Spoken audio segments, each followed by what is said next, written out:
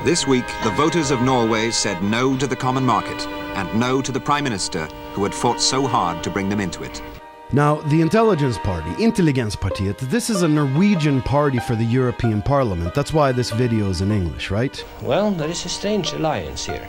We have an alliance between, on the one hand, the radicals in the cities and the farmers and fishermen in the periphery. Intelligenspartiet is this strange alliance between the far right and the far left. They can't really decide, is it far left, is it far right? And some people have said it actually is a little bit of both. Because of the common enemy that causes the problems that they both have issues with. The common enemy was centralized power. And that's because there has been suggestion that this movement has been hijacked by radicalised individuals from the left and from the right. Because the Mélenchons have lots in common with the far right, and many of his voters are going to go because they're all anti-globalisation. Intelligenspartiet is going to represent Norway in the European Parliament because Norway is de facto a member of the Union without the right to vote. Being more like Norway. Yeah, and that's a pointless Brexit. When you leave the political institutions, you lose your vote. You're not in favour of us following the Norwegian example or adopting the Norwegian example? The question is about. Well, we know that it's very expensive and no power to adopt the Norwegian example. It's a bit like going into a football match where you make the other side play on the offside rule and you're somehow free of it. Now, you can negotiate whatever number of deals for rights and responsibilities, but voting rights is not one of them. The European Union uses voting rights as a punishment. In December 2017, the EU invoked Article 7, its nuclear option, for the first time in its history. It allows the EU to strip a member of its voting rights if it feels it's breaking the criteria established in 1993. You can't use voting rights as a punishment. You don't get to take away voting rights. Voting is for the ideas you disagree with. It is the non-violent, peaceful disagreement that you need. You voted for Brexit. You probably know by now that you're a stupid, ignorant, xenophobic, racist, bigoted moron who shouldn't be allowed to vote at all. 2019, Norway is going to celebrate actual universal suffrage. That happened in 1919 when stupid, uneducated, poor people finally got the right to vote. And we're gonna demand voting rights for everybody who is a part of the system but isn't allowed to vote.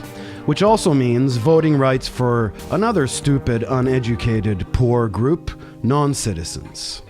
I must say the fact that people know so little about politics here, as we have seen now in this referendum in opinion polls, suggests to me that this is not the way of making such an important decision.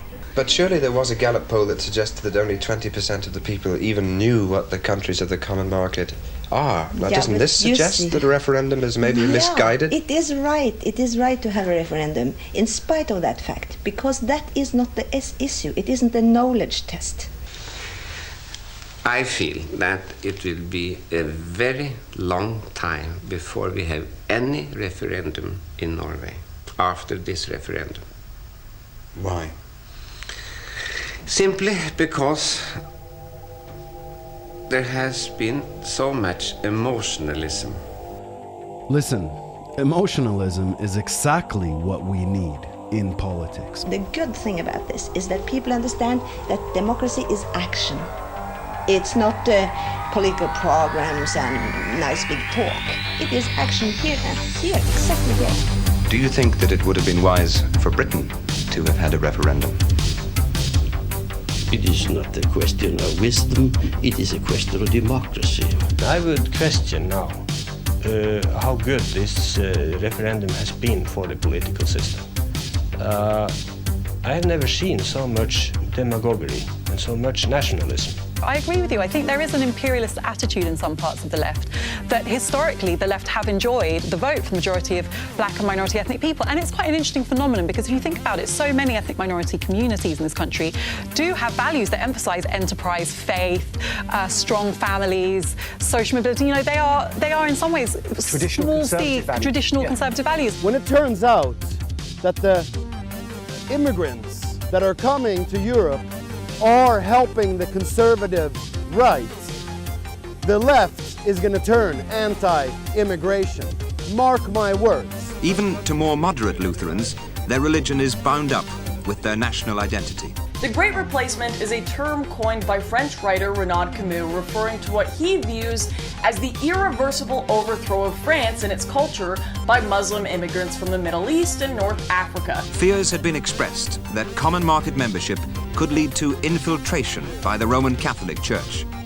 Worse still, that the Antichrist predicted in the Bible and the common market itself were one and the same. If you're worried about an anti-democratic Muslim takeover, well then you need to ask the new immigrants. And they'll tell you if they want democracy or not. And anyways, the elite, the political elite, steals non-citizens' votes because non-citizens who have lived in Europe for 12 months are counted in the voting system without being given the right to vote. You can't do that. You know how to take the reservation, you just don't know how to hold the reservation. And that's really the most important part of the reservation, the holding. Anybody can just take them.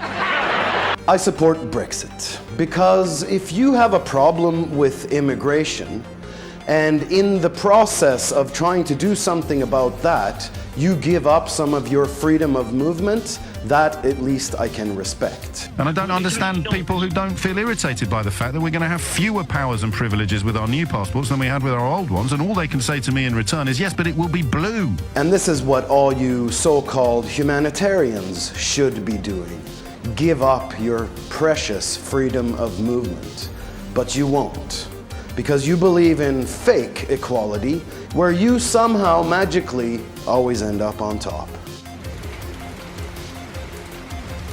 This coming European parliamentary election in May of 2019 is going to be one of the most emotional ones to date, because there is a threat of infiltration by outsiders. We'll call it the movement or the cause or something like that.